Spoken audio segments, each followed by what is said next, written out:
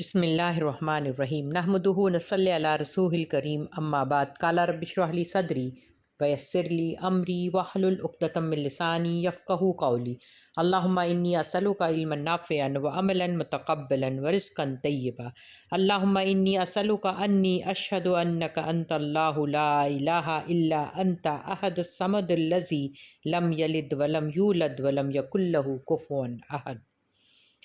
रब्बना ला तजअलना फितनतल लिल कौमिज़ ज़ालिमीन व नज्जिना बिरहमतिका मिनल कौमिल काफ़िरीन।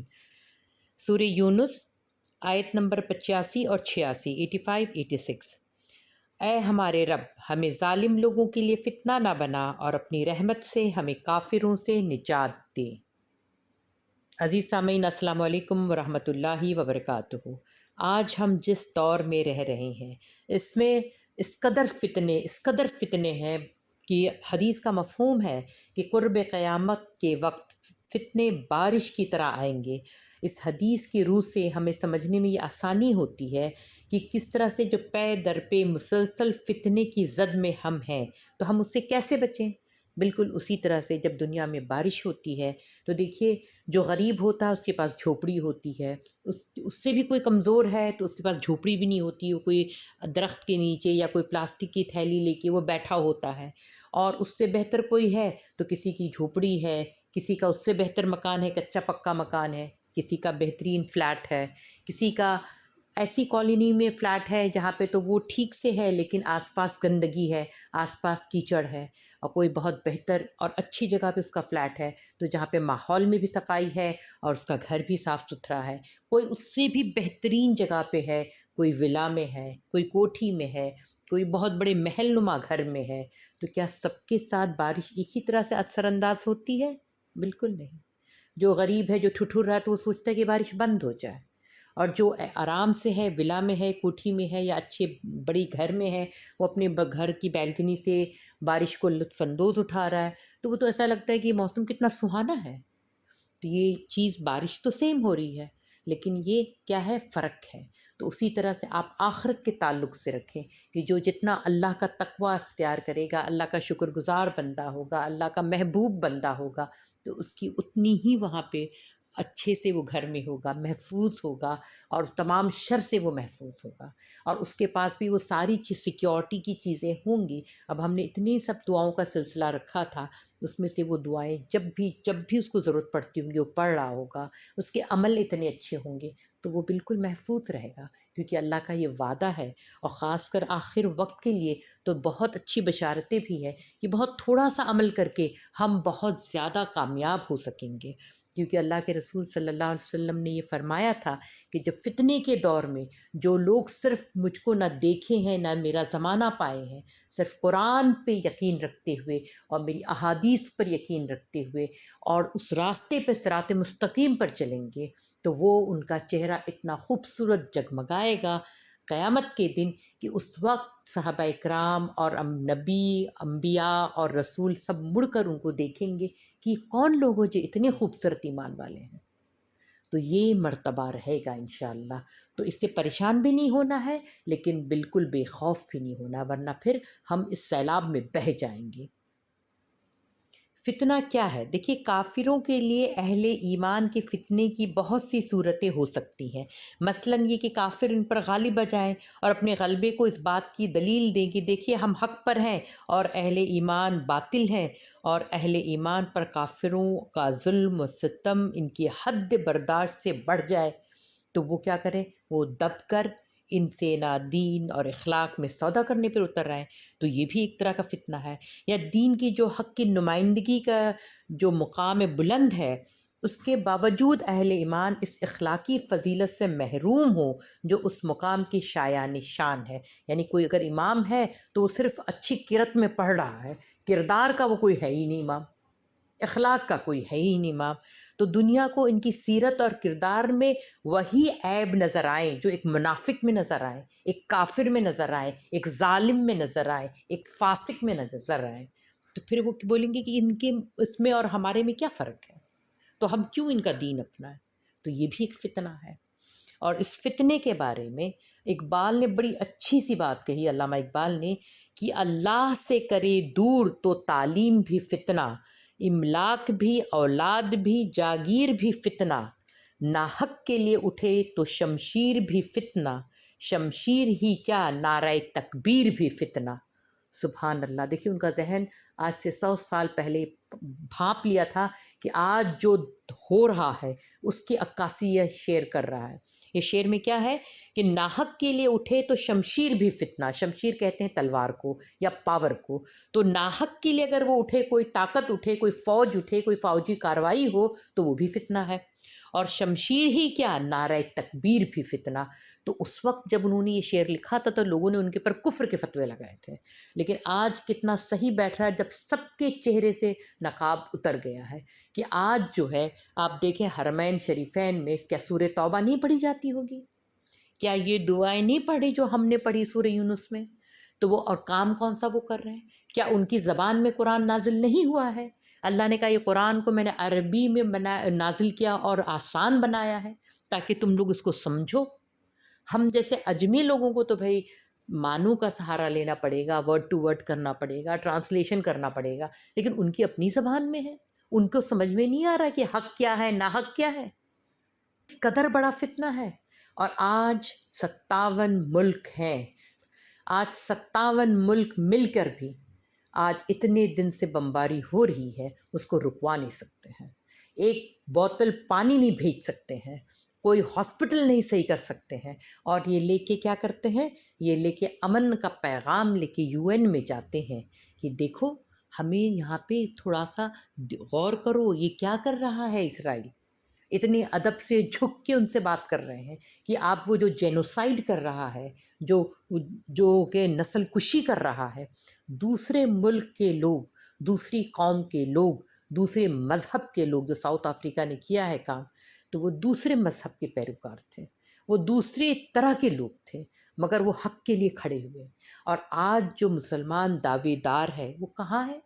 تو یہ فتنہ ہے، تو یہ شمشیر بھی فتنہ، یہ شمشیر ہی کیا نعرہ تکبیر بھی فتنہ۔ تو ان کے ملک سے نکلا ہوا جو بھی یہ دین پھیلا رہے ہیں وہ خود فتنہ ہے، کیونکہ انہوں نے جگہ جگہ سب جگہ خانے خانے میں اسلام کو بانٹا ہے، شیعہ سنی انہوں نے کروایا، یہ سب کچھ باقاعدہ پلان کے تحت کروایا گیا کہ شیعہ سنی ہیں، فرقے بندی کراؤ، یہ تبلیغی ہیں، یہ حنفی ہیں، یہ شافعی ہیں، یہ فلانے ہیں، یہ فلانے ہیں۔ اور اللہ کی کتاب، اللہ ایک ہے، اللہ کی ایک کتاب ہے، اللہ کا ایک گھر ہے جو کعبہ بیت اللہ ہے، اور ایک ہمارا رسول ہے، اور ہم اتنے ہی اس میں ہیں۔ اور ہمارے ملک میں دیکھیں جو 32 کروڑ کے دیوی دیوتاؤں کو ماننے والے وہ آج ایک ہیں۔ کس حساب سے ہم اپنا حساب دیں گے اللہ کے آگے؟ کیا حساب سے ہمارا وہ رہے گا؟ اور جب یہ فتنے بارش کی طرح برس رہے ہیں تو اس میں سوچیے کہ اوپر سے جو اوپر کا طبقہ ہے، جو ایلیٹ کلاس ہے، جو پاور کا طبقہ ہے مسلمانوں میں، وہ کس فتنے میں مبتلا ہے۔ اگر میں صرف پاکستان کی بات کروں تو وہاں پہ ان کے پاس بڑا زوم ہے کہ ہمارے پاس نیوکلیئر پاور ہے۔ کس کام کا تمہارا وہ پاور، جبکہ تم وہاں پہ جا کے فلسطین کی تو مدد نہیں کر رہے ہو، یمن میں جا کے ان کے خلاف لڑ رہے ہو، اور یہ برطانیہ کا اور امریکہ کے جہاز کے سیکیورٹی فراہم کر رہے ہو، واچ مین بنے ہو، چوکیدار بنے ہو ان کے۔ اور وہاں کے اسمبلی میں انہوں نے قانون پاس کر دیا ہے کہ ایک مرد مرد سے شادی کر سکتا ہے، اس چور دروازے کے ساتھ، کہ کوئی بھی مرد اگر 2 بچے کا وہ باپ بھی ہے، اور یہ میں اس کے باقاعدہ اس پر ریسرچ کر کے بتا رہی ہوں آپ کو، وہ 2 بچے کا باپ بھی ہو، وہ اس کو فیلنگ آئی کہ میں عورت کی طرح ہوں، تو وہ جا کے ایک اپنا شناختی کارڈ بنواتا ہے، جیسے ہمارے وہاں منریگا ہے ویسے وہاں ان کے وہاں ایک ہے، جس میں سے وہ جا کے وہ بناتے ہیں اپنا کارڈ، اور وہاں پہ جا کے کارڈ بنوا کے میں عورت ہوں، اور اس کے بعد وہ مرد سے شادی کر سکتا ہے۔ اور یہ ہے اسلامک ریپبلک آف پاکستان، یہ ہے فتنہ جس کو اقبال نے پہلے ہی کہہ دیا تھا کہ اللہ سے کرے دور تو وہ تعلیم بھی فتنہ۔ کون سی تعلیم ہے؟ ان کا ایلیٹ کلاس تو بالکل ہی ہاتھ سے نکل گیا ہے۔ تو جو تعلیم اللہ سے، رسول سے، آخرت سے دور کر دے، جو ہماری تہذیب، ہماری سب کچھ برباد کر دے، تو وہ فتنہ ہے۔ املاک بھی، اولاد بھی اور جاگیر بھی فتنہ. یہ جاگیر بنانے کے لیے، یہ املاک یعنی پراپرٹیز بنانے کے لیے، اور یہ سب کچھ کس کے لیے بنا رہے تھے؟ اولاد کے لیے. تو نہ حرام دیکھا نہ حلال دیکھا، یہ سب فتنہ ہے. اور ناحق کے لیے اٹھے تو شمشیر بھی فتنہ. تو آج مسلمانوں کی جو اتنی 57 ملکوں کی جو فورس ہے وہ کیا کر رہی ہے؟ وہ کس کے اگینسٹ کھڑی ہوگی؟ صرف پیدل لوگ چلے جاتے تو وہ پیدل چلے جاتے، پاؤں پاؤں چلے جاتے، تب بھی وہ آزاد ہو جاتا، تب بھی فلسطینیوں کا حق مل جاتا، ان کے لیے کوئی کھڑا ہو جاتا. اب آپ 1 منٹ کے لیے خالی آنکھ سے بند کر کے سوچئے کہ وہ جو بچے وہاں پہ شہید ہو رہے ہیں، جو معصوم لڑکی لڑکے قتل ہو رہے ہیں، جو جینوسائیڈ ہو رہا ہے، وہ کس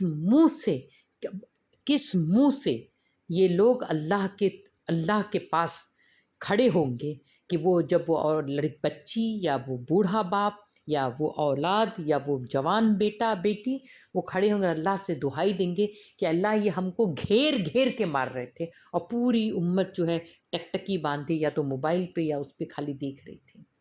بہت دعا کریے. ہم فلسطین کے لیے کیا دعا کریں گے؟ وہ تو ہمارا ایمان کو تازہ کر رہے ہیں. آج یہاں پہ ہم جو ہیں ہمارے معاشرے میں اگر نظر دوڑائیں تو آج امت میں کیا ہے؟ آج امت کہاں کھڑی ہے؟ آج مسلمان کہاں کھڑا ہے؟ ہر طرف جو اتحاد ہے، ہماری امت میں کوئی اتحاد نہیں ہے. ہماری مسلمان یہاں پہ 25 کروڑ ہے، لیکن جس طرح سے بے بھاؤ ہے، جس طرح سے اس کی کوئی ویلیو نہیں ہے، جس طرح سے اس کی کوئی اوقات نہیں ہے، صرف اس وجہ سے کہ وہ آپس میں کیا ہے؟ آپس میں ایک دوسرے کا گلا کاٹتے ہیں، اور کفار کے ساتھ رحم سے محبت سے جھک کے بات کرتے ہیں. اور سورہ فتح میں اللہ نے فرمایا کہ جن کا جو مومنین ہوتے ہیں، جو اللہ پہ یقین رکھتے ہیں، وہ آپس میں کیا کرتے ہیں؟ محبت سے رہتے ہیں اور رحم دلی سے رہتے ہیں، اور آپس میں ایک دوسرے کے ساتھ اخوت کا مظاہرہ کرتے ہیں، اور کفار پر سخت ہوتے ہیں. اور ہم کیا کر رہے ہوتے ہیں؟ یہ فتنے کے دور میں سب سے پہلے ہم اپنے اخلاق اور کردار پہ غور کریں، اپنے اخلاق کو صحیح کریں، کردار کو صحیح کریں، ہمارے قول اور فعل میں تضاد نہ ہو. تو اللہ سے یہ دعا مانگیے، اور اللہ رب العالمین سے یہ بڑی قیمتی دعا ہے کہ اللہ تو ہمیں ان کے اس سے فتنے سے بچا، ہمیں ظالم لوگوں کے لیے فتنہ نہ بنا، اور اپنی رحمت سے ہمیں کافروں سے نجات دے. اب صرف اللہ کی رحمت پہ بھروسہ ہے بس. لیکن دیکھیے اس بھروسے پہ جو لوگ کھڑے ہو جاتے ہیں تو اللہ ان کو کتنی عزت سے نوازتا ہے. بالکل ہمارے پڑوس میں افغانستان کو آپ دیکھیے، وہ 40 سال لڑے. جب 20 سال پہلے لڑے کمیونسٹوں سے لڑے، اور اب 20 سال جب امریکہ سے لڑے اور نیٹو سے لڑے، ان سب سے لڑ کر آزاد کرایا.